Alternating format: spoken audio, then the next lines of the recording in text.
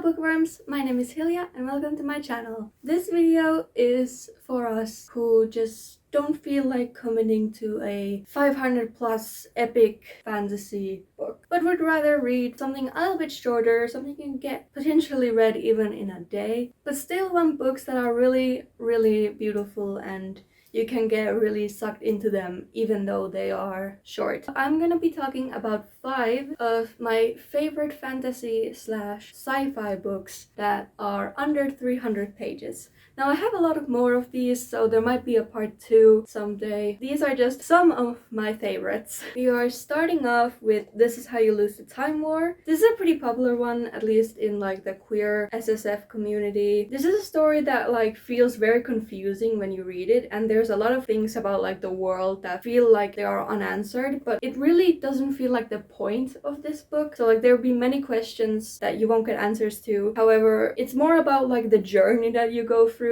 In the story, you follow these 2 time travelers who are on the opposite ends of a time war. You get to see them exchanging letters where they start off as taunting and being mean to each other, but then throughout the time they become more and more personal and they develop this connection to each other. And this is a really beautiful book that I highly recommend picking up if you haven't already. Then we have my favorite book ever, A Psalm for the Wild-Built. I will never shut up about this book. I will find every excuse ever to talk about it. This is written by Becky Chambers, who writes a lot of cozy, comforting science fiction. This book really just feels like a hug. This is for the people who just want a little break. This does have a sequel as well, which I also really like. This is about a non-binary tea monk who is kind of tired of their everyday life and they want something new, and they head off into the middle of nowhere in the woods, and they stumble upon a robot who wants to know about humanity and what humanity needs. It's just a beautiful and optimistic story about humanity, and it really gives the reader hope about what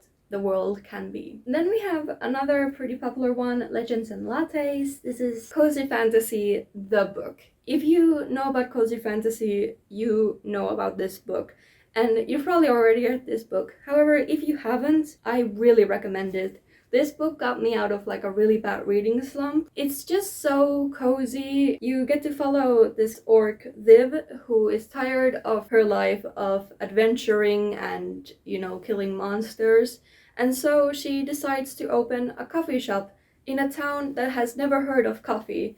And it's just so wholesome, and you get this like small town community that all like help each other out. I definitely just, you know, recommend getting a cup of a warm beverage of your choice and some sweet baked goods and just enjoy this book. Then we have My Dear Henry. This is a Jekyll and Hyde retelling about these 2 black gay boys in 19th century London where they face a lot of racism and homophobia. This is a really short book, but it really impacted me a lot, and I just found it really cool and really interesting. And I feel like a lot of people don't know about this book, even though it's written by like Kaylin Bayron, who has written some like pretty popular books like This Poison Heart and Cinderella's Dead. So I find it weird that I don't really see this book mentioned anywhere. And lastly, we have one of my favorites from this year, A Dowry of Blood. This is a horror vampire story. It's a retelling of Dracula's brides. We follow Constanta, who writes about her life as Dracula's bride, and we have this beautiful story about polyamory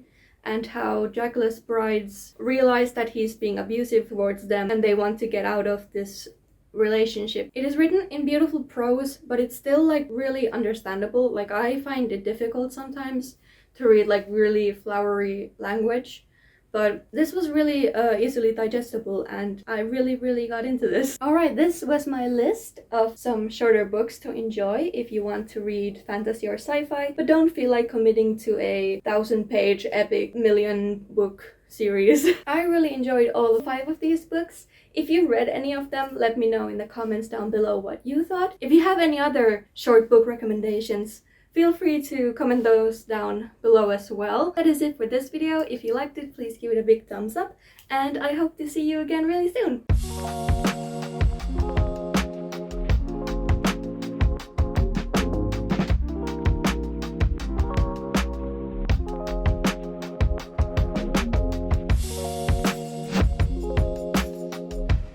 But